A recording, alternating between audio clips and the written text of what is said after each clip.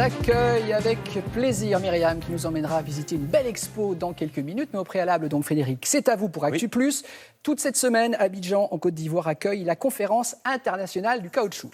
Mais j'ai envie de vous dire, pourquoi est-ce qu'on va parler de caoutchouc dans Télématin, Parce qu'on n'en parle pas assez du caoutchouc. Ça, je vous le confirme. C'est une ressource naturelle qui pose des problèmes écologiques et c'est une ressource stratégique très très importante. On pense au pétrole ou aux métaux précieux, mais on ne pense pas assez au caoutchouc. Eh bien, figurez-vous que c'était tellement stratégique, par exemple, que pendant la guerre, les Allemands, pendant les deux guerres, même comme ils étaient soumis à un blocus, regardez ces images, ils ont été obligés de se creuser la tête et de demander à leurs chimistes de fabriquer du caoutchouc artificiel, alors à partir d'hydrocarbures, du pétrole, du charbon, parce qu'ils étaient soumis à ce blocus. Et pourquoi est-ce qu'ils s'inquiétaient tellement de leur approvisionnement en caoutchouc? Et ça s'appelait du buna, le caoutchouc synthétique.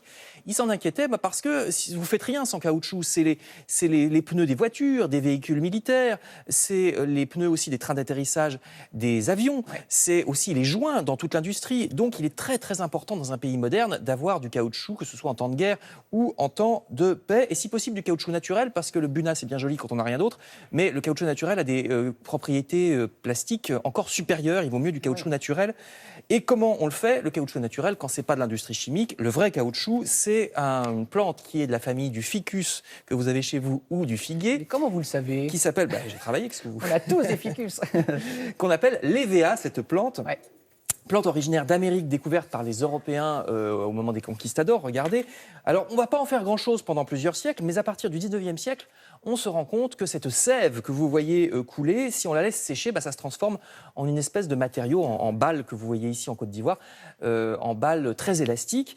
Le caoutchouc, le mot vient d'une langue du Pérou, une langue amérindienne, même si aujourd'hui les plantations sont plutôt en Côte d'Ivoire, donc en Afrique tropicale, et surtout en Asie du Sud-Est. Donc cette substance naturelle, on découvre au 19e siècle que si on lui ajoute notamment du carbone, ce qui explique que ça devient noir, et du soufre, eh bien ça permet de fabriquer cette fameuse substance que l'on retrouve dans les pneus, qui est si élastique, si résistante et aujourd'hui si indispensable. Avec Michelin, on a un des grands noms du pneumatique en France, mais il y a beaucoup de noms que vous connaissez qui sont au départ des noms d'inventeurs du 19e siècle. Messieurs Goodyear, Hutchinson ou Dunlop étaient des inventeurs.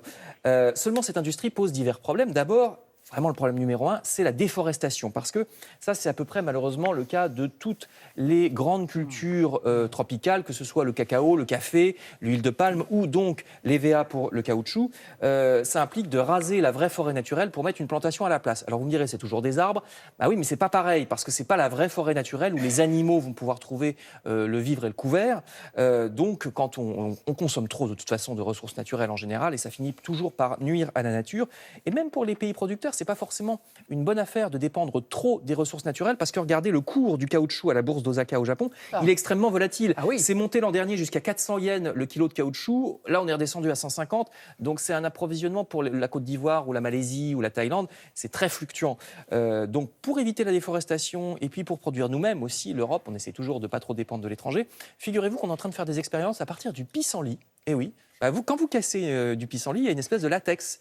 Alors, c'est un pissenlit particulier. À mon avis, il en faut une bonne quantité pour faire un pneu. Évidemment, mais sur un champ de pissenlit, vous en avez beaucoup. Il y a des pissenlits qui viennent d'Europe de l'Est ou d'Amérique qui ont ces propriétés-là. C'est pas au point encore, mais ça commence. Et vous saurez donc en démarrant votre voiture que vous roulez sur 4 morceaux de substances stratégiques vraiment tous les matins, parce que c'est vraiment une substance très importante pour l'économie mondiale. J'adore Fred, parce qu'avec vous, on comprend tout et on apprend plein de choses. Merci beaucoup.